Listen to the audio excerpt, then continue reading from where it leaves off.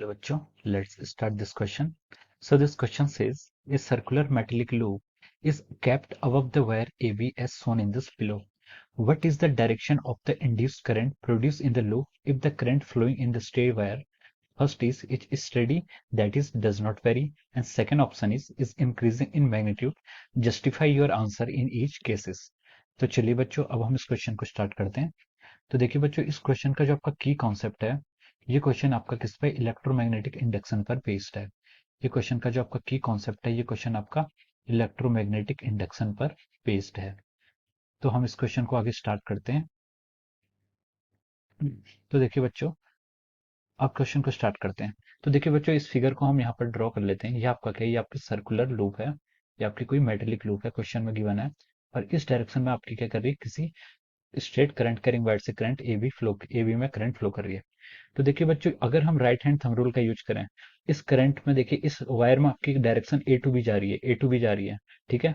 और उसने first option में बोल रहा है कि if the current is study. अगर देखिए आपकी करंट स्टडी होगी, अगर फर्स्ट ऑप्शन में देखिए, अगर आपकी करंट स्टडी है, स्टडी करंट होगी, तो देखिए इससे कोई भी आपका मैग्नेटिक, जो आपका मैग्नेटिक फील्ड इससे पास होगा, मैग्नेटिक फील्ड जिससे पास होगा, देखिए फ्लक्स जो आपका प्रोड्यूस होता है, फ्लक्स क्या होता है आपका B vector dot of A vector, ठीक है।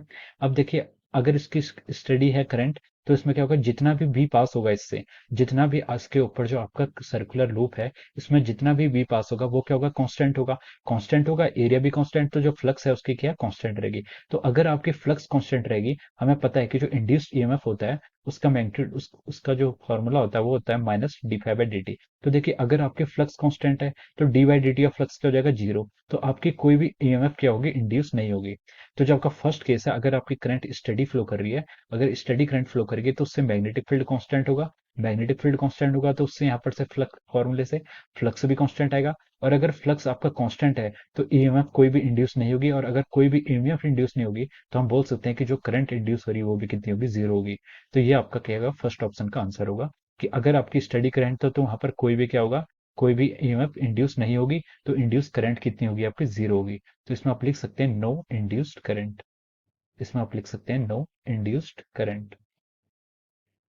तो चलिए, अब हम पार्ट बी की तरफ चलते हैं। अब देखिए, हमसे उसने पार्ट बी में बोला है कि the current is increasing in magnitude. अगर आपकी करंट क्या हो रही है, मैग्नीट्यूड में इंक्रीज कर रही है। तो देखिए, जैसे ही आपकी इसमें करंट क्या करेगी, इंक्रीज करेगी। Current is a function of time, time के साथ साथ करंट क्या हो रही है, बढ़ रही है। तो देखिए, जैसे जैसे करंट बढ़ेगी, तो सबसे पहले देखिए इसमें से करंट का मैग्नीट्यूड क्या हो रहा है, इंक्रीज हो रहा है। तो अगर करंट का मैग्नीट्यूड इंक्रीज होगा, तो आपका मैग्नेटिक फील्ड इंक्रीज होगा।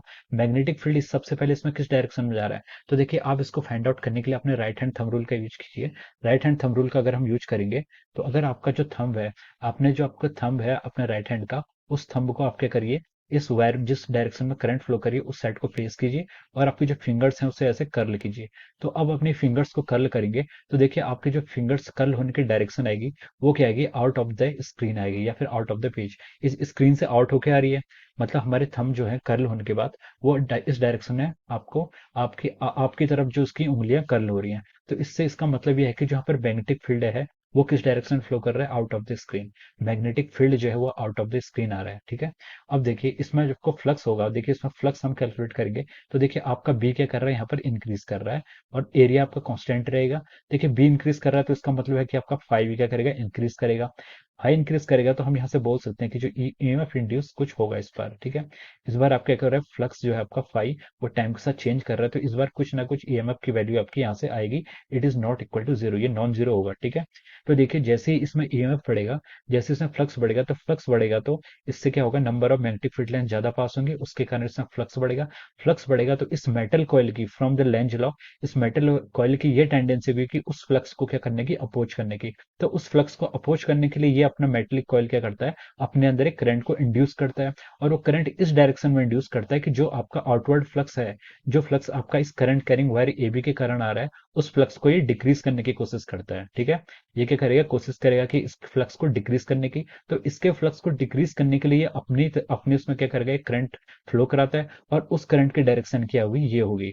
ये करंट की डायरेक्शन इसलिए होगी क्योंकि देखिए, अगर अब अपना राइट हैंड थंब रूल को, अब उसके जो आपका सर्कुलर लूप या पे मेटेलिक लूप है, मेटेलिक लूप में अगर अपने राइट हैंड को रखेंगे, अगर फिंगर्स को आप कर्ल करेंगे जिस डायरेक्शन में करंट फ्लो कर रही है, तो जो आपका थंब पॉइंट कर रहा है वो क्या कर रहा है, आपका इनवर्ड डायरेक्शन में आपका थंब क्या कर रहा है, पॉइंट कर रहा है। तो ये क्या करेगा, उसका अपोज करेगा। तो इसके लिए यहाँ पर क्या होगी, इसमें जैसे ही इसमें मैग्नेटिक फ्लक्स चेंज होता है, तो मैग्नेटिक फ्लक्स चेंज होता है तो इस मेटेलिक लूप की ये कोशिश होती है कि ये भी क्या करे, अपने अंदर एक करंट को इंड्यूस करे, और करंट इस डायरेक्शन में इंड्यूस करे कि जो आपका फ्लक्स इंक्रीज हो रहा है वो इसको क्या करना चाहेगा, अपोज करना चाहेगा।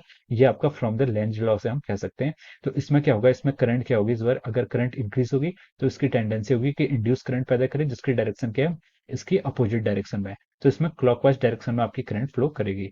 तो देखिए इसमें हमसे सेकंड पार्ट में यही पूछा था कि if the current is flowing in the straight wire is increasing in magnitude, तो उसके हमें डायरेक्शन बतानी है कि जो इंड्यूस करंट की डायरेक्शन होगी लूप में वो कैसी होगी। तो इंड्यूस करंट की डायरेक्शन क्या होगी इन द क्लॉकवाइज सेंस, किस डायरेक्शन होगी आपकी, clockwise direction will be the direction of our induce current, ये आपकी इंड्यूस करंट की डायरेक्शन होगी। So this is the answer of this question. So I hope you all understood this concept. All the best and thank you so much.